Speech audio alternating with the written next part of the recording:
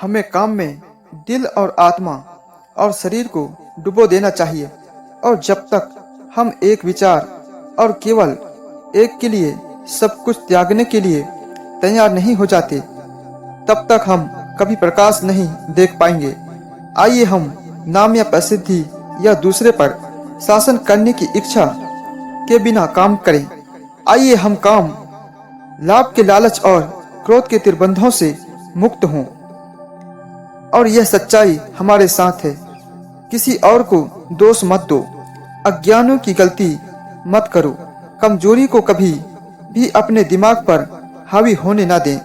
महावीर को याद करो, देवी माँ को याद करो, और आप देखेंगे कि सारी कमजोरी, सारी कायरता एक ही बार में गायब हो जाएगी।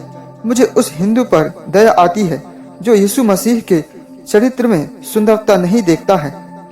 मुझे उस ईसाई पर दया आती है जो हिंदू मसीह का सम्मान नहीं करता है। दुनिया का इतिहास कुछ ऐसे लोगों का इतिहास है जिन्हें खुद पर विश्वास था।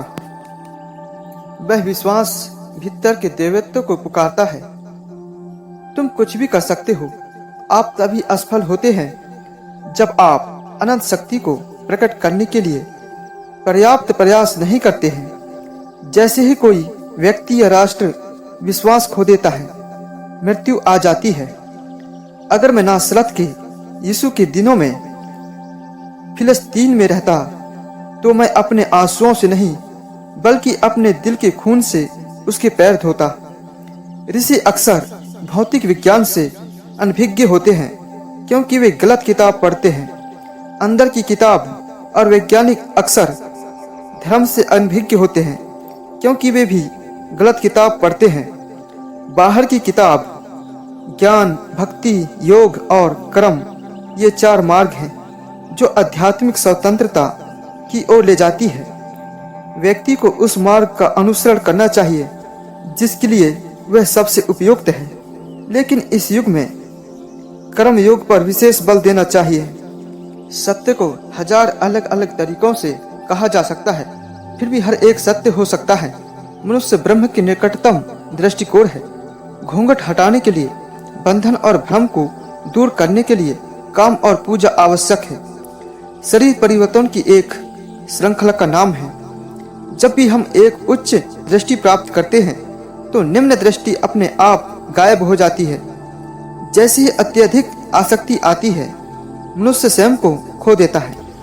वह स्वयं का स्वामी नहीं रहता, वह दास होता है। महिलाएं अपने भाग्य का काम करेगी पुरुषों की तुलना में बहुत बेहतर है जो उनके लिए कभी भी कर सकते हैं। महिलाओं के लिए सारी शरारतें इसलिए आई है क्योंकि पुरुषों ने महिलाओं की नियति को आकार देने का बीड़ा उठाया है। यह जीवन का एक कठिन तथ्य है। इसके लिए माध्यम से अपने तरीके से साहसपूर्वक काम करें। हालांकि यह अडिग हो सकता है। कोई बात नहीं, आत्मा मजबूत है। बाहरी प्रकृति केवल आंतरिक प्रकृति है जो बड़ी है। मनमुटाव से कोई महान कार्य प्राप्त नहीं किया जा सकता। प्रेम, सत्य के प्रति जुनून और जबरदस्त ऊर्जा के माध्यम से ही सभी उपक्रम पूरे होते हैं। अतीत महान था, इससे कोई संदेह नहीं है, लेकिन मुझे पूरा विश्वास है कि भविष्य और भी शानदार होगा। भगवान उन पर बहुत दयालु हैं जिन्हें वह आध्यात्मिक प्राप्ति के लिए संघर्ष करते हुए दिल और आत्मा को देखता है। लेकिन बिना किसी संघर्ष के निष्क्रिय रहो और तुम देखोगे कि उसकी कृपा कभी नहीं आएगी। आप जो भी ताकत और सहायता चाहते हैं वह आपके भीतर है, इसलिए अपना भविष्य खुद बनाएं। मृत अतीत को, अपने मृतकों को दफनाने दो। अनंत भविष्य आपके सामने है। ईश्वर निरपेक्ष वास्तविकता की उच्चतम अभिव्यक्ति है। यह दूसरे शब्दों में मानव मन द्वारा निरपेक्ष का उच्चतम संभव पठन। सृष्टि शाश्वत है और ईश्वर भी ऐसा ही है।